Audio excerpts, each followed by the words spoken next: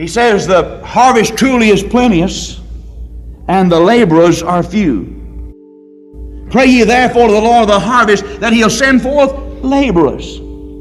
Here's the service that's needed: laborers.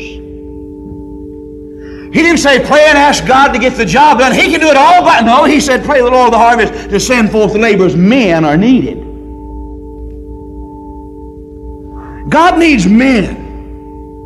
He needs laborers in the vineyard. He needs laborers in the field to gather the harvest. But what kind of men does He need?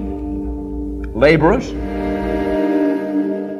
When you pass by a man on the street, do you ever think there is a soul that's going to spend eternity somewhere?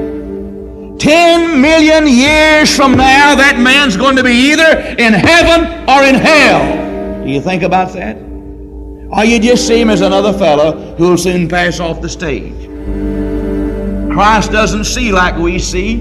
He placed a value on them. He didn't see them as blades of grass or pebbles by the seashore or grains of sand on the beach, but He saw them as ripened wheat, ready to be harvested. And then when He pictured the multitudes as a plenteous harvest, there's also the thought of danger.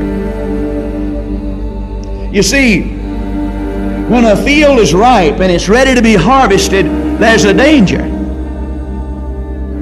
There's the danger of not getting it in. It must be harvested. The harvest won't wait. When a man's fields are ripe and it's ready to be harvested, immediately he goes out and begins to hire laborers and get as many people as he can. He can't wait. He must have a certain number of people because he's got a crop that must be gathered. Here is an immediate need as well as a danger. It must be taken care of now. He can't get a little bit in September, and a little more in October, and a little more in November, and a little more in December. The job must be done. There's a danger. There's an immediate need. I don't know whether it bothers you or not, but it certainly bothers me, and I'm burdened more than I've ever been about it. What a great potential we have in how many people there are here to be reached with the gospel. And when I look at how little we're doing, I wonder sometimes if God doesn't look down and say, why don't you speed up? Why don't you enlist more people? Why don't some others get busy in the field and gather in the grain that's already ripe? There's a danger. Once the grain falls, it's too late. When the man dies without Jesus Christ, it's too late. I wonder how much grain has already fallen. And that's gone. There's absolutely no way to go back and get it. Here's a danger. Once it's lost forever. When a man dies without Jesus Christ, he goes into hell. It's an irretrievable loss. There's no possibility of ever getting him out.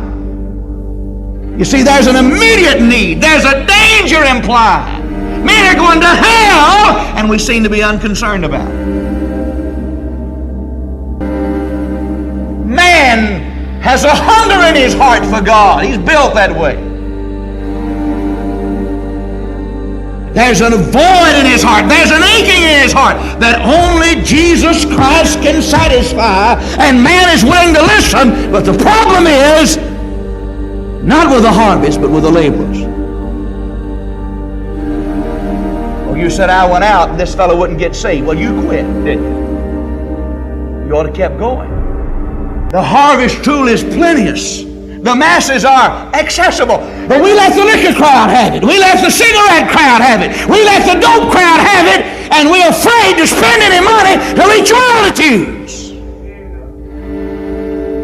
Cost a lot. Well, wait a minute. Don't you think the souls are worth it?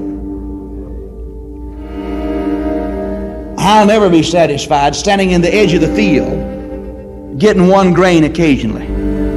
I'll never be satisfied till I'm right in the middle of the field with a sickle in both hands and it's falling everywhere and somebody's grabbing it. Maybe you will, but I can't. There's the idea that the masses were accessible. They're there. Tomorrow in your office, you're going to have 3 or 4 people unsaved. They're accessible. You're going to have lunch tomorrow with somebody that's unsaved. They're accessible. You're going to sit there and talk about who done your hair up last week. Are you going to talk about a new bedroom suit you bought? You're going to waste 45 minutes doing nothing day after day till finally that grain falls in the field. No, the multitudes are accessible. The harvest truly is plenteous. Here it is, boys. They're out there. They're standing up. They're saying, come get me. Come get me.